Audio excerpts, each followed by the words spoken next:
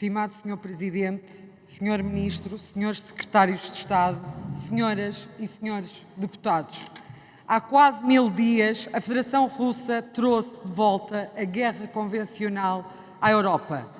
O mundo não mudou, mas a percepção que nós tínhamos do mundo mudou. Depois do final da Guerra Fria, julgámos que o Homo Democraticus seria o último homem e a história política terminaria com o Estado de Direito, a democracia e a história política necessariamente reconheceria a universalidade dos direitos humanos. Mas esta ilusão de paz perpétua apenas fora alcançada pelo amadurecimento da anarquia, através do direito internacional público. Ora, esta ordem, nascida depois de 1945, permitiu-nos organizar o sistema internacional baseado na lei e não na força, porque os aliados venceram a Segunda Guerra Mundial. Se as potências do eixo tivessem saído vitoriosas, não teríamos a Carta das Nações Unidas, não teríamos a Declaração Universal dos Direitos do Homem, não teríamos o Pacto dos Direitos Civis e Políticos ou o Pacto dos Direitos Económicos, Sociais e Culturais.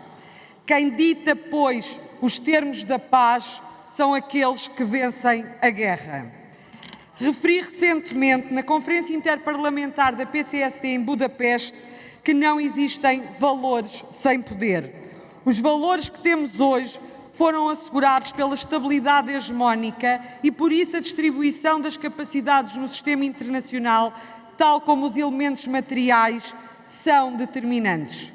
Neste momento, várias potências revisionistas, avaliando a nossa aparente fraqueza, ambicionam uma transição de poder e uma nova ordem mundial. Com efeito, a União Europeia, tal como todos os nossos aliados das democracias liberais, enfrentam hoje a combinação mais complexa de ameaças.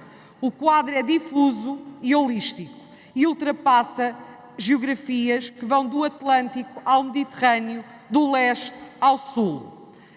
Depois da agressão russa à Ucrânia ter destapado as vulnerabilidades da interdependência complexa, seria apresentada a bússola estratégica em março de 2022 e o novo conceito estratégico da Aliança Atlântica em junho do mesmo ano. Mas não é mais possível continuarmos a produzir narrativas estratégicas sem que as mesmas sejam acompanhadas de poder tangível, que reforce a nossa capacidade de dissuasão e que assegure o nosso grau de prontidão. Para nós, europeus, a autonomia estratégica nunca significou competição com os nossos aliados ou confrontação com os nossos inimigos.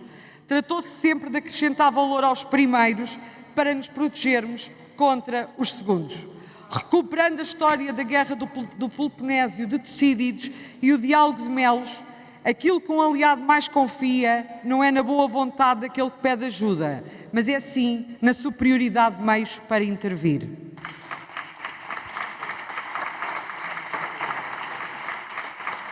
Uma União Europeia mais forte e com mais capacidades contribuirá para a segurança mundial.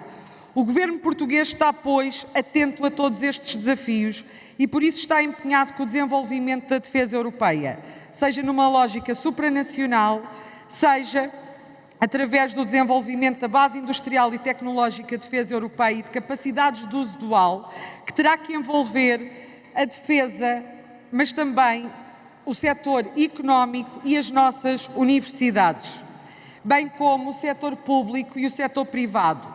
Este compromisso funcionalista inclui naturalmente vários instrumentos comunitários, mas o nosso Governo, reconhecendo também a natureza intergovernamental desta política, está também comprometido com a Agência Europeia de Defesa e todos os projetos que ela acomoda, mas está também comprometido com a cooperação estruturada permanente introduzida pelo artigo 42º, parágrafo 6º do Tratado de Lisboa.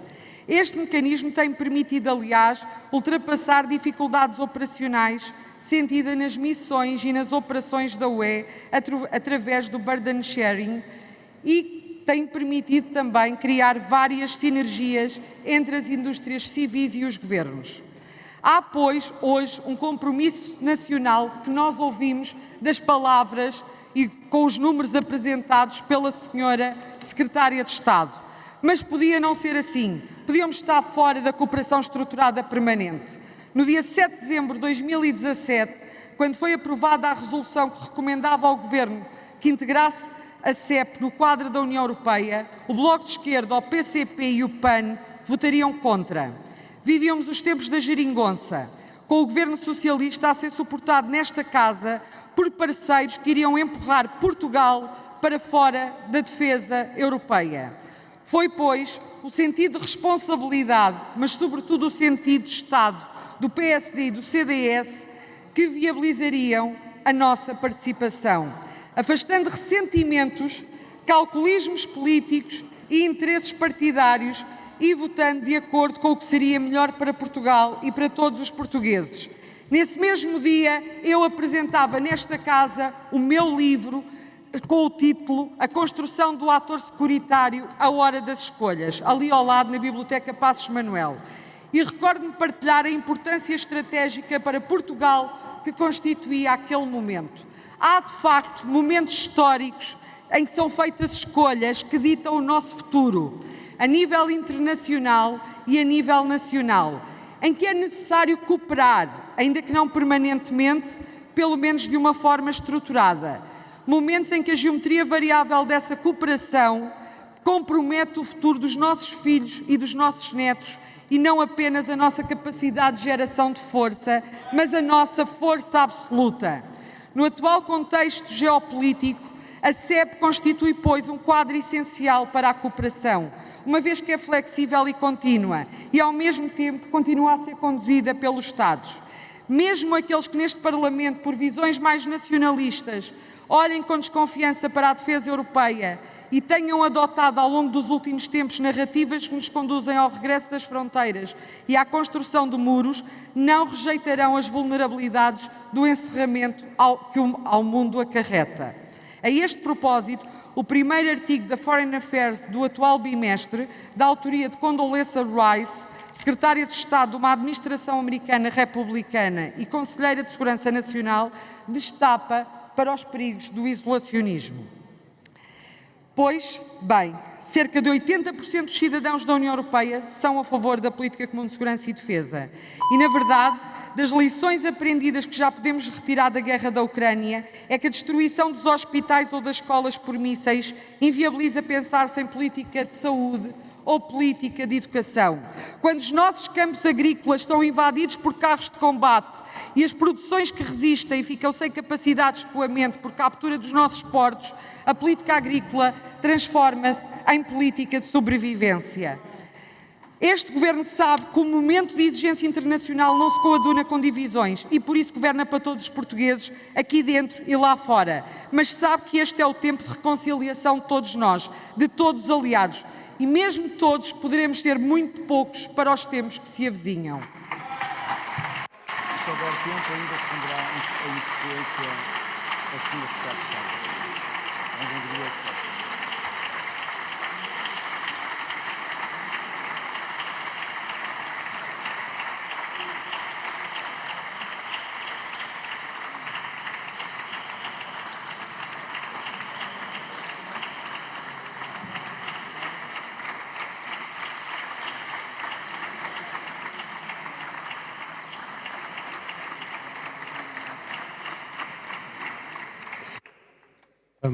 Para responder à pergunta, vou dar a palavra ao Sr. Secretário de Estado dos Negócios Estrangeiros e da Cooperação, em primeiro lugar, e, se sobrar tempo, do Sr. Secretário de Estado responderá a seguir a Sr. Secretário de Estado da Defesa Nacional.